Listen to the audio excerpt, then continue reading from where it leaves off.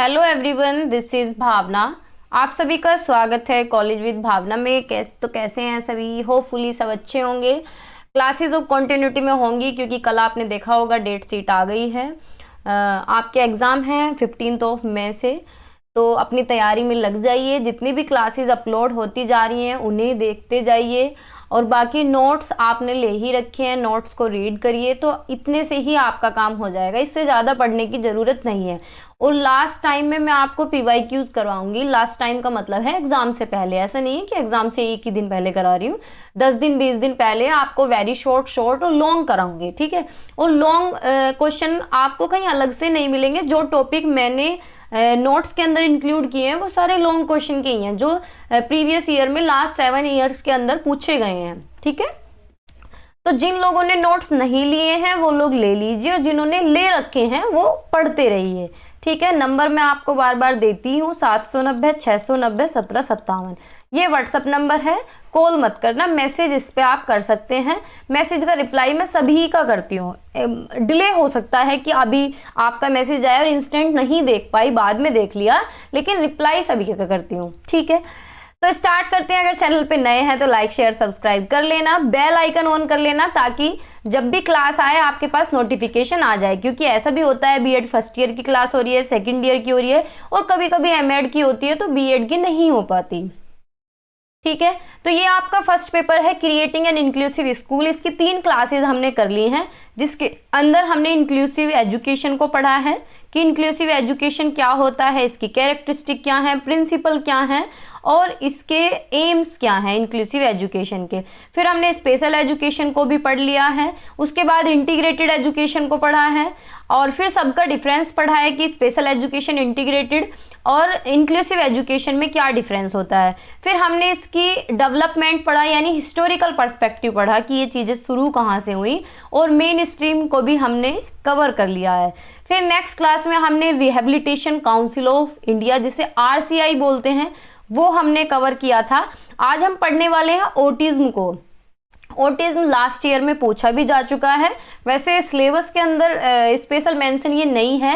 देखो बहुत से टॉपिक सिलेबस के अंदर नहीं दिए हुए, लेकिन मैंने तब भी वो नोट्स में इंक्लूड किए हैं।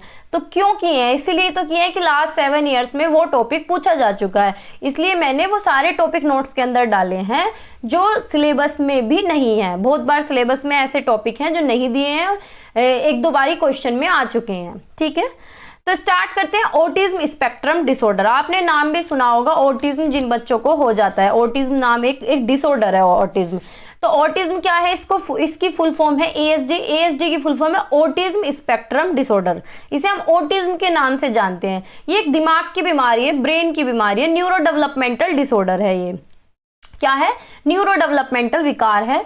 इसमें दिक्कत क्या होती है? जैसे हम लोग बातचीत करते हैं, नॉर्मल बच्चा बातचीत करता है, जिस बच्चे को ऑटिज्म हो जाता है ना, वो सही तरीके से कम्युनिकेशन नहीं कर पाता। मतलब जैसे सामाजिक बातचीत होती है ना तो सामाजिक बातचीत करने में उसे दिक्कत होती है। संचार जो सिंपल कम्युनिकेशन होती है, जैसे साथ में बैठ के करते हैं मम्मी से पापा से घर में, इस तरीके से उसे संचार करने में दिक्कत आती है और उसे व्यवहार में भी चुनौतियों का सामना करना पड़ता है। इसी चीज के लिए उसे पहचाना जाता है।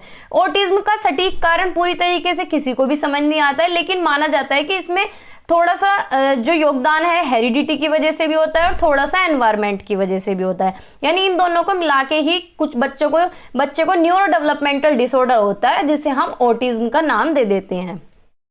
ऑटिज्म का नाम कब देते हैं? जब उसके अंदर ये चीजें हमें मिले कि वो बातचीत सही से नहीं कर पा रहा, सामाजिक बातचीत नहीं कर पा रहा है, समझदारी नहीं है, या बहुत बार किसी भी काम को रिपीटेडली कर रहा है, जैसे हाथ हिला रहा है तो हिलाया जा रहा है, मुंडी हिला रहा है तो हिलाया जा रहा है, तो इस तरीके से, है ना। आगे पढ़ेंगे भी इसके बारे में। ऑटिज्म स्पेक्ट्रम डिसऑर्डर एक न्यूरोलॉजिकल और डेवलपमेंटल डिसऑर्डर है जो कि किसी भी इंसान को अफेक्ट करता है इंटरेक्शन में, कि वो बातचीत नहीं कर सकता, कम्युनिकेशन नहीं कर सकता, चीजों को सीख नहीं सकता और उसके बिहेवियर से भी पहचाना जाता है कि इसको ये डिसऑर्डर है। Although autism can be diagnosed at any as, यानी इसका जो निदान है, जो इलाज है, वो किसी भी एज में हो जाता है, लेकिन माना जाता है कि शुरुआत के जो 2 साल होते हैं ना, जब बच्चा 1-2 साल का होता है, तब ये डिसऑर्डर बच्चे में दिखता है, ठीक है। अब इसकी कुछ कैरेक्टरिस्टिक हैं जो कि ऑब्जर्व की गई हैं।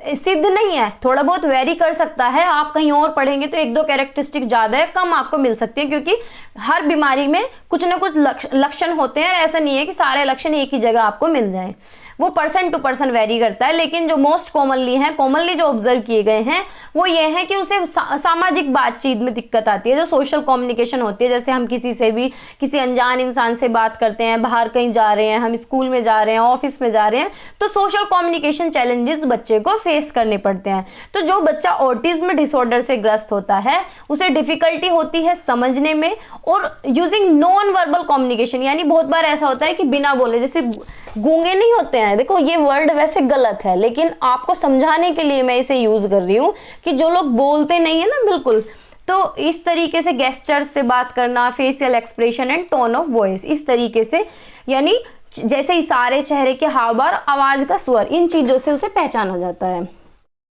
उन्हें बातचीत शुरू करने और बनाए रखने, सामाजिक मानदंडों को समझने और दोस्ती विकसित करने में भी संघर्ष हो सकता है, क्योंकि इस तरीके के बच्चों की क्या है, फ्रेंड सर्कल भी बहुत छोटा होता है और इन्हें ये एक दूसरे की बात को समझ भी नहीं पाते हैं। ठीक है। रिपीटेटिव बिहेवियर एंड इंटरेस्ट, यानी दोहराव वाले व्यवहार करते हैं और रुचियां, यानी दोहराव वाले कैसे, जैसे हाथ हिला रहे हैं, पैर हिला रहे हैं तो हिलाए जा रहे हैं, कोई इन्हें बोल भी रहा है तो इन्हें कोई फर्क नहीं पड़ रहा, बस पैर हिलाए जा रहे हैं। तो इस तरीके के व्यवहार करते हैं जो थोड़े से अटपटे लगते हैं, जिन्हें देख के लगता है कि हाँ बच्चे को कुछ ना कुछ दिक्कत है। तो ऑटिज्म वाले बच्चे क्या करते हैं, दोहराव वाले व्यवहार और सीमित रुचियां आम होती हैं इनकी। वे अक्सर हाथ हिलाना और झूलने और वस्तुओं को घुमाने जैसे दोहराव वाली गतिविधियों में शामिल हो सकते हैं। वे विशिष्ट विषयों या गतिविधियों पर अत्यधिक ध्यान केंद्रित करते हैं और उनसे अपना ध्यान हटाने में कठिनाई महसूस कर सकते हैं, यानी किसी भी जगह अगर उनका ध्यान लग रहा है तो उनका ध्यान वहां से हट नहीं पाता है। ठीक है। सेंसरी सेंसिटिविटी, सेंसरी यानी संवेदनशीलता, तो ऑटिज्म वाले बच्चे कई प्रकार से, जैसे लाइट आती है, प्रकाश है, ध्वनि है, बनावट और गंध जैसी संवेदी उत्तेजनाओं के प्रति अधिक संवेदनशीलता या असामान्य प्रतिक्रियाएं होती हैं। यानी जैसे लाइट को देख के एकदम से कुछ अटपटा सा रिएक्ट करना, या एकदम से कोई आवाज आई या जैसे कोई भी गाना बज गया या डीजे बज रहा है तो एकदम से अजीब सा रिएक्शन देना, या बनावट, या कोई महक आ रही है, खुशबू आ रही है, गंध आ रही है तो उससे अलग प्रतिक्रिया देना, यानी नॉर्मल बिहेवियर ना करके असामान्य प्रतिक्रिया देते हैं। तो वे उन संवेदी इनपुट में अभिभूत हो जाते हैं जिन्हें अन्य लोग सहने योग्य पाते हैं, जिससे व्यवहारिक प्रतिक्रिया, भावनात्मक विस्फोट हो सकता है। ठीक है। रिजिडिटी, भावनात्मक विस्फोट किस तरीके से, जैसे कि कोई भी आवाज आ गई तो बच्चा रोने लगा एकदम से, या घबरा गया, हाथ पैर कप आ गए, इस तरीके से, है ना, मतलब कुछ भी इस तरीके की रिएक्शन देना। Rigidity and resistance to change, यानी कठोरता और बदलाव के प्रति प्रतिरोध, तो ऑटिज्म वाले बच्चे अक्सर दिनचर्या को पसंद करते हैं और अपने परिवेश व दैनिक कार्यक्रम में बदलाव के प्रति परेशान या चिंतित हो सकते हैं। जैसे कि हम कहीं और शिफ्ट हो रहे हैं, या आप मतलब कोई भी है पर्टिकुलर कहीं और शिफ्ट हो रहे हैं, तो वो ये जो बच्चे होते हैं ऑटिज्म वाले, इन्हें दिक्कत होती है एडजस्टमेंट में, तो वे समानता पर जोर दे सकते हैं और नई स्थिति में परिवर्तन के साथ तालमेल बिठाने में उन्हें कठिनाई महसूस होती है। यानी जैसे एक जगह से दूसरी जगह शिफ्ट होते हैं ना, तो ऐसी जगह में वो एडजस्ट नहीं कर पाते, उन्हें दिक्कतें आती हैं। Difficulty with theory of mind, यानी मन के सिद्धांत के साथ कठिनाई होती है। तो मन के सिद्धांत से क्या तात्पर्य, क्या मतलब है कि समझने की क्षमता से अन्य लोगों के विचार, भावनाएं, दृष्टिकोण स्वयं से भिन्न होते हैं। ऑटिज्म से पीड़ित बच्चों को इस अवधारणा को समझने में कठिनाई आती है, यानी जैसे बातचीत कर रहे हैं लेकिन दूसरे को समझ नहीं पा रहे, या फिर सामने वाला अपना दुख व्यक्त कर रहा है तो उसके इमोशंस को समझ ही नहीं रहे हैं, ना कोई रिएक्शन दे रहे हैं, ना उस पर कोई बातचीत कर रहे हैं। तो इस चीज में इन्हें दिक्कत होती है दूसरों के इरादों को समझने, व्यवहार की भविष्यवाणी करने और दूसरों के साथ सहानुभूति रखने की उनकी क्षमता को प्रभावित कर सकते हैं। लैंग्वेज एंड कम्युनिकेशन डिफरेंसेस, यानी बातचीत करने में और संचार करने में इन्हें दिक्कत आती है, जैसे कि सोशल लैंग्वेज जो हम पीछे पढ़ के आ रहे हैं, अंडरस्टैंडिंग मेटाफर्स और मेंटेनिंग अ कन्वर्सेशन, जैसे बातचीत करते रहते हैं ना, तो ये कुछ अटपटा व्यवहार करते हैं, तो मतलब इन्हें बातचीत भी नहीं कर पाते सही तरीके से। पैसिनेट अबाउट स्पेशल इंटरेस्ट, यानी विशेष रुचियों के प्रति जुनूनी होते हैं कि ऑटिज्म से पीड़ित बच्चे व्यक्ति अक्सर विशिष्ट विषय, यानी अगर एक सब्जेक्ट या कोई भी एक चीज के पीछे लग रहे हैं तो उसी के पीछे लग रहे हैं, मतलब खेल रहे हैं तो खेलने में लगे हैं, गाना गा रहे हैं तो गाना गाने में लगे, मतलब इस तरीके की रुचि उनके अंदर हो जाती है कि एक चीज के पीछे ही लगे रहना है ना। तो कभी कभी अन्य गतिविधियों को छोड़ देते हैं, वे ये विशेष रुचि, प्रेरणा, सहभागिता और विशेषज्ञता का स्रोत हो सकती है। तो ये एक तरीके से फायदेमंद भी है कि अगर बच्चा ऑटिज्म वाला है और वो पढ़ाई में लग जाए और पढ़ाई में उसे कोई भी एक सब्जेक्ट अच्छा लग जाए तो शायद वो और भी आगे बढ़ सकता है ना। बाकी इसका ट्रीटमेंट हो जाता है, ठीक है। नेक्स्ट टॉपिक है गिफ्टेड चिल्ड्रन। गिफ्टेड चिल्ड्रन क्या होता है? मेधावी या प्रतिभाशाली छात्र। आपने ये बीएड फर्स्ट ईयर में भी पढ़ा होगा। देखो कहीं भी कोई बच्चा टॉप करता है, 10th में किसी बच्चे ने 95% या 99% लेके आया, तो बोर्ड पे लिखा होता है, सब जगह होर्डिंग्स लगी होती हैं, तो वहां लिखा होता है मेधावी छात्र इतने % मार्क्स आए, या प्रतिभाशाली बच्चा आए 99%। मतलब मैं ऐसा बोल के बता रही हूँ, ऐसा बोलना तो होता नहीं है, लिखा होता है, ठीक है। तो वो क्या होते हैं? वो गिफ्टेड बच्चे होते हैं। तो गिफ्टेड बच्चे वो होते हैं जो who demonstrate exceptional level of aptitude और competence in one or more areas, यानी कुछ अलग करके दिखाते हैं। असाधारण क्षमता, भाई नॉर्मल बच्चे तो सब 70-80 तक होते हैं, किसी के 85 आ रहे हैं, किसी के 70 आ रहे हैं। अब 99 किसके आ सकते हैं या 100% किसके आ सकते हैं? किसी एक बच्चे के। जब एक बच्चे के आए तो वो औरों से अलग हो गया, क्योंकि वो किसी ना किसी तरीके उसका जो एप्टीट्यूड है, उसका जो कॉम्पिटेंस है, उसकी जो इंटेलेक्चुअल एबिलिटीज है, वो सारी दूसरों से अलग है। इसीलिए उसे मेधावी या प्रतिभाशाली या गिफ्टेड चिल्ड्रन बोला जाता है, क्योंकि उसके पास जो सोच है, उसके पास जो एबिलिटी है, वो दूसरों के पास नहीं है। तो जो गिफ्टेड बच्चे होते हैं उनके पास बौद्धिक क्षमता ज्यादा होती है। बौद्धिक क्षमता यानी सोचने की, समझने की, चीजों को ग्रैब करने की। उनका परफॉर्मेंस भी अच्छा होता है। उनकी जो सोचने की पावर है वो क्रिएटिव होती है। क्रिएटिव यानी कुछ यूनिक आर्टिस्टिक स्किल होती है कि एक से ज्यादा क्षेत्रों में अच्छे होते हैं। जैसे कि मैथ में भी अच्छे हैं, साइंस में भी अच्छे हैं, ड्राइंग भी अच्छी कर लेते हैं और लीडरशिप में भी अच्छे हैं। जैसे कि आपने बहुत सारे सीए देखे होंगे, सीए वो क्या बोलते हैं, अरे चलो छोड़ो, लीडरशिप और स्पेसिफिक टैलेंट अब दिमाग में नहीं आ रहा। दे ऑफन स्टैंड आउट, उन्हें मैंने इंस्टा पे मैं फॉलो करती हूँ उन्हें, जो अभी किसी हीरोइन से उनकी शादी हुई है।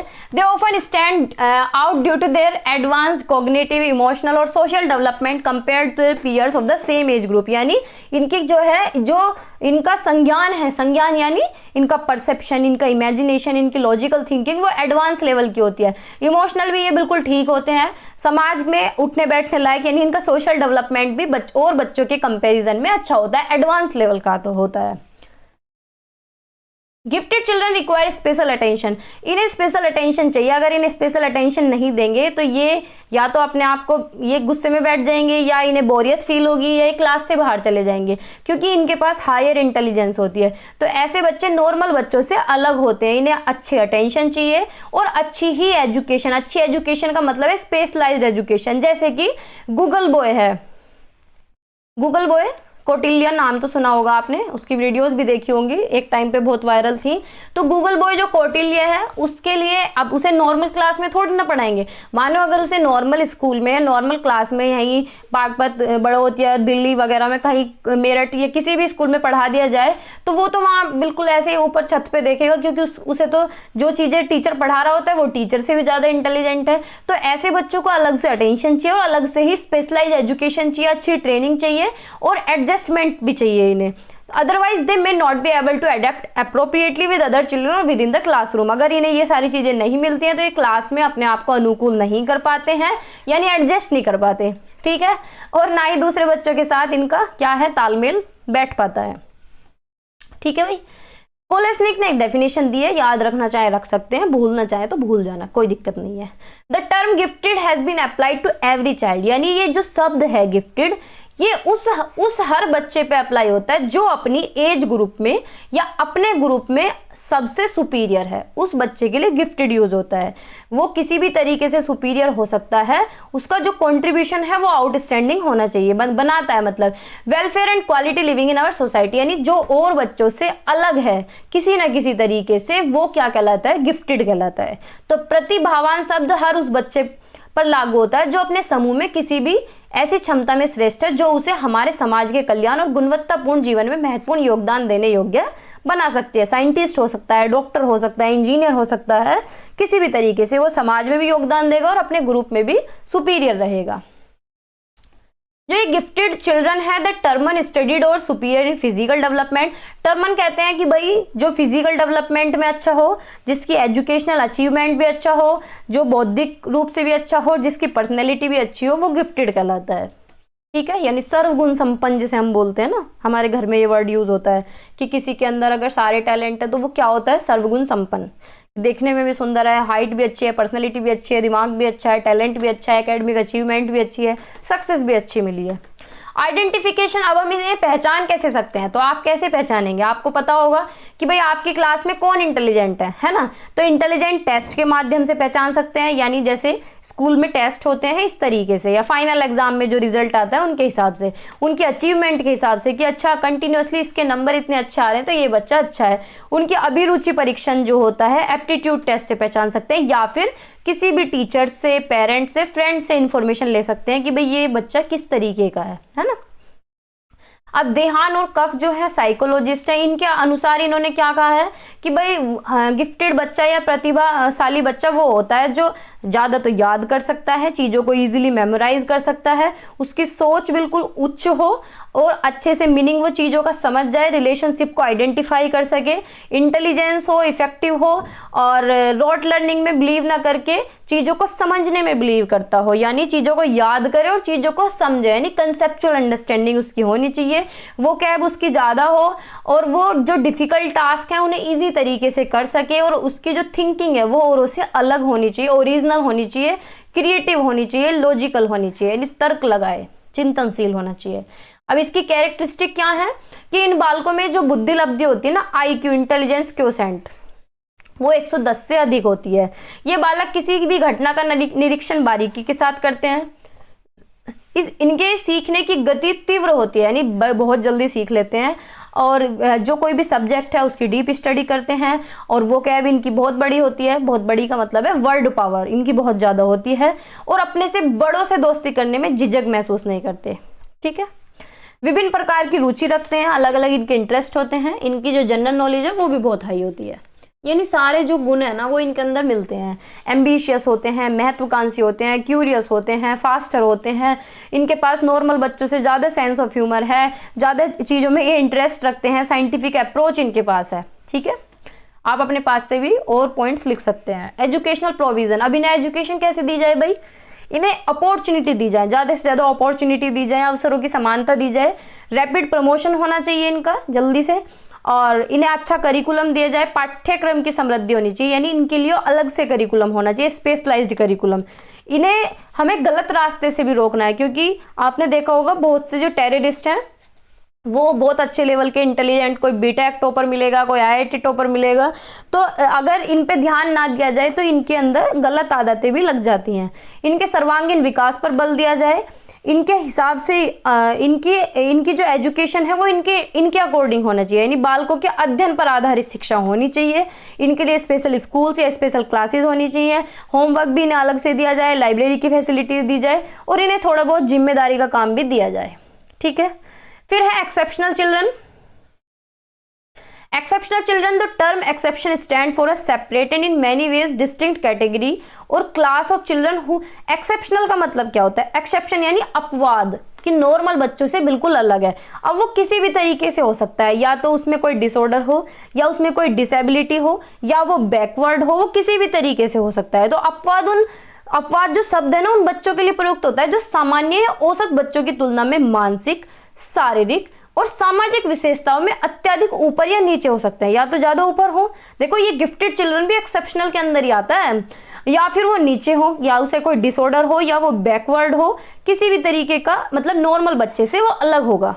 ठीक है, उसी को हम क्या बोलेंगे, एक्सेप्शनल बोलेंगे।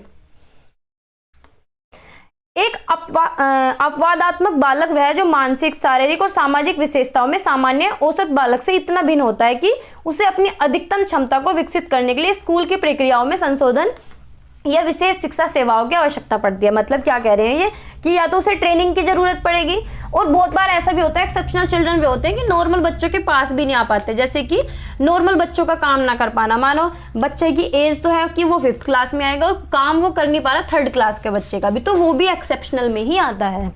तो असाधारण या एक्सेप्शनल बच्चा वह होता है जो सामान्य मतलब जो एवरेज बच्चे हैं उनसे शारीरिक तरीके से, बौद्धिक, भावनात्मक या सामाजिक रूप से इतना भटक जाता है कि वह नियमित स्कूल कार्यक्रम में अधिकतम लाभ प्राप्त नहीं कर पाता। वो किसी भी तरीके से हो सकता है, उसे फिजिकल प्रॉब्लम भी हो सकती है, दिमागी रूप से भी दिक्कत हो सकती है, इमोशनली भी दिक्कत हो सकती है और सोशली भी हो सकती है। ठीक है, तो उसे स्कूल की प्रथा और कार्यक्रम में संशोधन की आवश्यकता होती है कि भाई उसके लिए अलग से या तो क्लास चलाया जाए या फिर स्कूल की जो पॉलिसीज चली हुई हैं, जो करिकुलम है, उन्हें उन्हीं के अकॉर्डिंग मॉडिफाई किया जाए या फिर उन्हें अलग से सर्विस प्रोवाइड की जाए, अलग से उन्हें एजुकेशन दी जाए, अलग से उन्हें इंस्ट्रक्शन दिए जाए उनकी कैपेसिटी के अनुसार।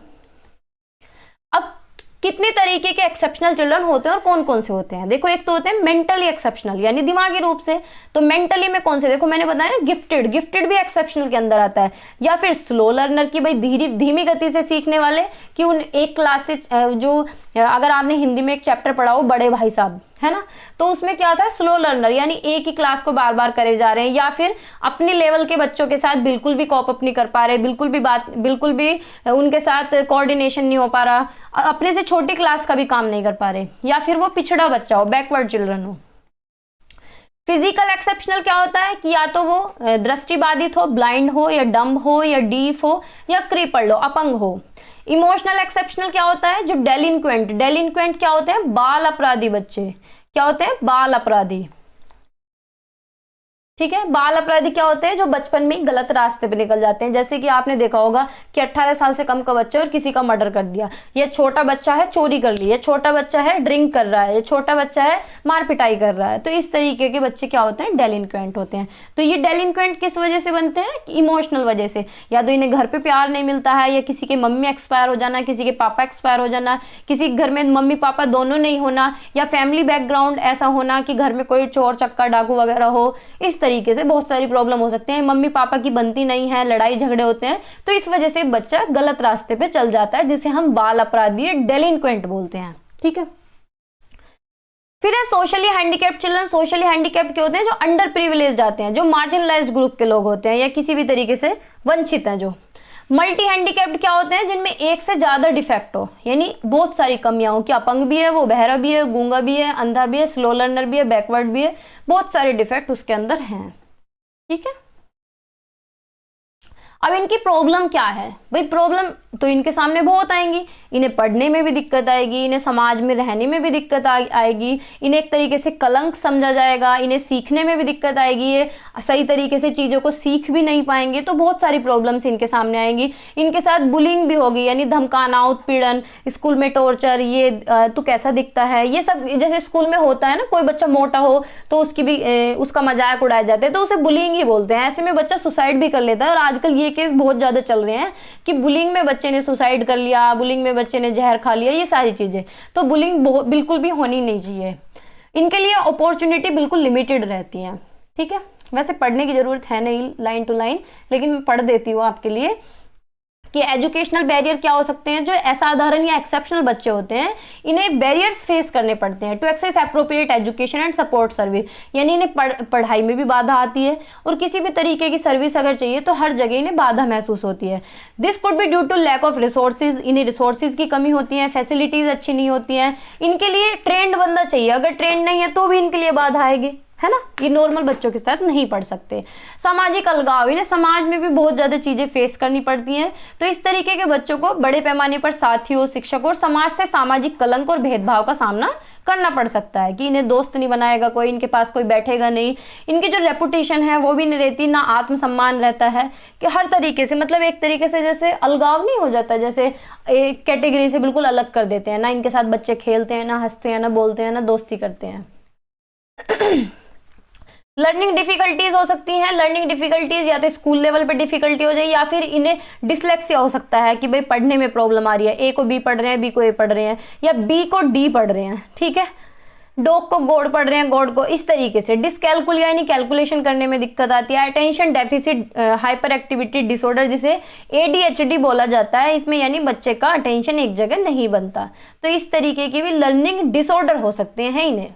ठीक है, बुलिंग एंड विक्टिम तो मैंने बताया है कि धक्का मुक्की या इनका मजाक उड़ाना या इनसे बात ना करना, इस तरीके के इनके साथ दिक्कतें हो सकती है। लिमिटेड अपॉर्चुनिटी यानी इनके लिए सारे ही अवसर लिमिटेड होते हैं, ना तो ये एक्स्ट्रा करिकुलर एक्टिविटीज में पार्टिसिपेट कर सकते हैं, गेम्स में पार्टिसिपेट नहीं कर सकते, सिंगिंग में, म्यूजिक में, एम्प्लॉयमेंट में भी, जॉब में भी इन्हें दिक्कतें आती हैं, सोशल इवेंट्स में भी इन्हें दिक्कतें आती हैं। तो बहुत सारी चीजें हैं जिससे इनका ओवरऑल डेवलपमेंट जो है वो भी छिप जाता है, ना तो सही तरीके से इनका विकास हो पाता है और ना ही ये अपनी क्वालिटेटिव लाइफ को जी पाते हैं। ठीक है, so this is all for today. Hopefully class आपको अच्छी लगी होगी। नेक्स्ट क्लास में भी 2-3 टॉपिक कर लेंगे हम। इसी तरीके से बुक बहुत जल्दी हो जाएगी। देखो 31 स्लाइड पे हम आ गए हैं और 78 है, और 31 स्लाइड का मतलब है, मतलब एक तरीके से आधी ही स्लाइड हो गई है ये, मानो, है ना।